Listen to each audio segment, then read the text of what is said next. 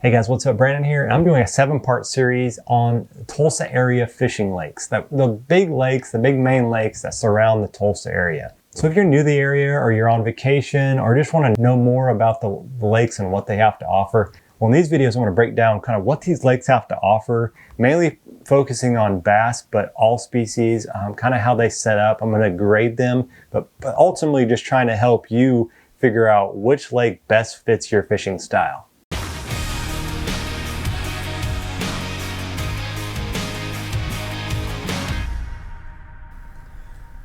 Alright guys, so this is Fort Gibson Lake. It is located just southeast of Tulsa, pretty close to Tulsa actually. And it is a 20,000 acre lake. This lake actually is kind of unique because it floods pretty frequently because of how it sets up in the chain of lakes. It's on the main river sources, the Neosho. As we see here, Gibson sits here. It's the third or the last lake in the chain, and then Hudson is above it, and then ultimately Grand, kind of the baby of the state, is up here. And the average depth is actually about 15 foot, so there's not a lot of real deep water in it.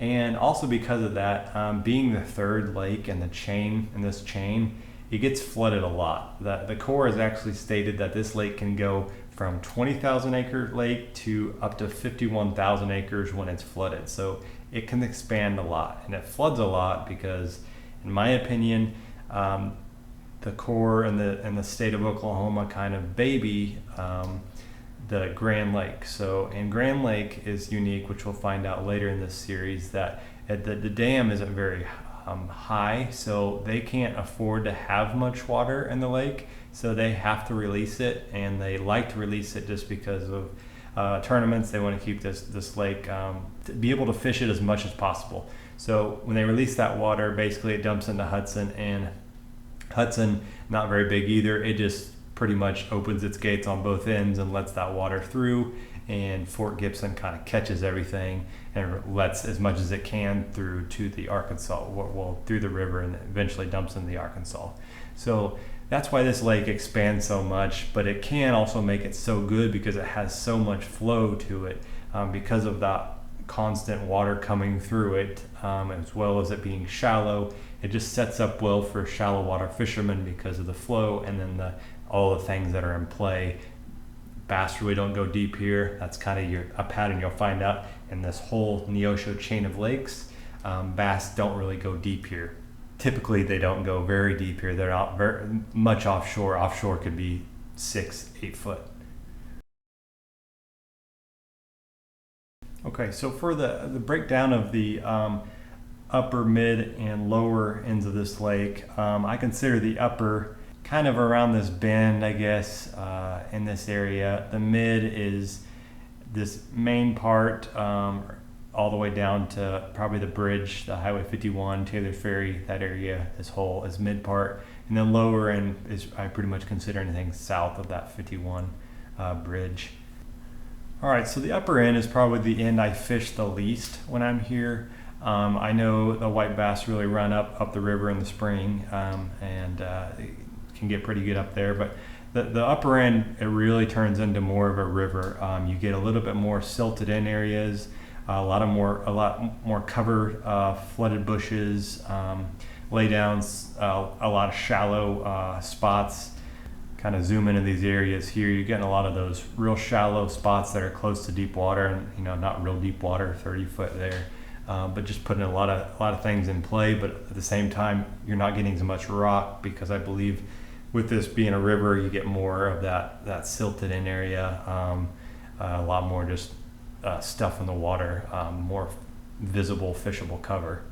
Jumping down to the kind of the mid lake, I feel like is the most popular area, or one of the most popular. And again, the mid and the lower, they kind of set up very similar. So I don't feel like if you're in the mid, the fish, or if they're biting there, they're not biting the lower end. It's kind of a very similar from mid to lower.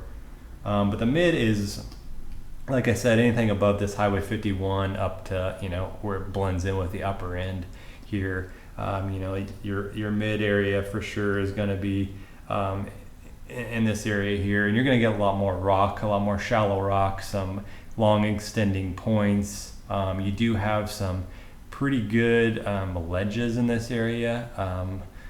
Not really speaking for fishable ledges at this point right now, but see, if you look at this channel swing right here, swings up against this water where you get a real shallow point that sticks off here. You get all these shallow offshore spots that run right against this channel. Again here, I mean, you got 11 foot of water that's bumping right against the 40 foot of water, this big severe drop. So you get a lot of those drastic changes here. And then you get back in here into this North Bay and then down here in Long Bay, and you got just shallow rocky shorelines, some flooded bushes.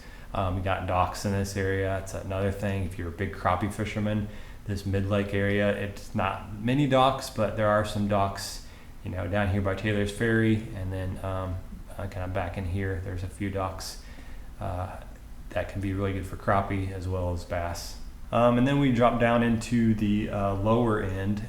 It's kind of like I said, that mix. You got some good offshore spots, or you know, that set up well for offshore area. You got this channel swing that swings up against this bank, so you got a little bit about these bigger kind of shelf rock against this wall bank here where the channel swings again, so it's steeper. Then over here on this side, you got those points that stick way out in the middle of the lake, right against that deep water, kind of all the way down through this area. You know, you go over here and it starts to get changes a little bit. It gets more to that sandy, rocky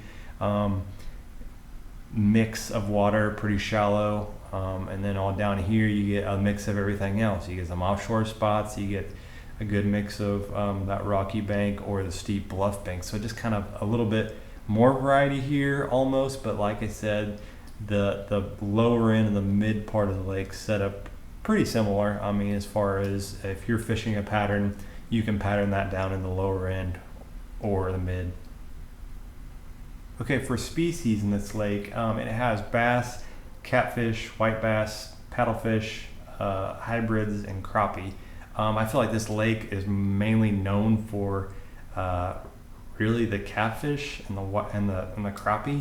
I feel like the bass, for whatever reason, get a little bit ignored in this lake. Maybe that's just my perspective, but it's a really good bass lake, and I think it gets overlooked because Grand is kind of in that same chain, and it's bigger and it has all the tournaments and the focus of it. But Fort Gibson is a really great bass lake. As for stocking reports, they do stock it. They didn't stock it in 2020 that I could see. Nothing was stocked in there, but 2019, they stocked Florida strain. They do put good bass that are going to grow big in this lake, and I really feel like it has paid off. This lake does tend to fluctuate quite a bit as far as the when it's good for quite a while, and then it can get shut off, in my opinion, and it gets real tough. So in March, you can see these here. This was an open that came here around March 15th, and the winning weight was 21 pounds. It's pretty good, and then 18 all the way down to 10th place was 15. So putting out pretty good sized bags. If you go into June, we got from this one tournament. I mean, keep this in mind. This is just small sample sizes. This is not every tournament. I'm not averaging anything. I'm just pulling random tournaments that were on this lake that I could find. In June, this is mid-June, you got 16, 17 pounds is winning it, all the way down to 10th, about 15. So it's pretty tight within that top 10 with all these tournaments. And then you go down to the end of July, almost August, you got a winning weight about 14 and a half, 15 pounds, and the lowest being at about 11 pounds and tenths. Overall, I give this lake a B+. It's not quite an A in my opinion, just because it's a little bit small. And it doesn't offer smallmouth like 10 killer does, and it just it puts out good bags, but it can get a little restricted because of the size. It gets a little crowded. Lake traffic can kind of hamper your ability to catch fish sometimes during the year, but overall it's a good lake. Like I said, it offers a little bit like crappie, white bass, largemouth. It's pretty good in all those categories if that's something you're looking for. All right, guys, so the whole goal of this is to help you catch more fish. And if you're watching this and you have more insight or something else you can add, you fished this lake before, please leave that in a comment below so we can help as many anglers out as we can. Thanks for watching. I'll catch you on the next one.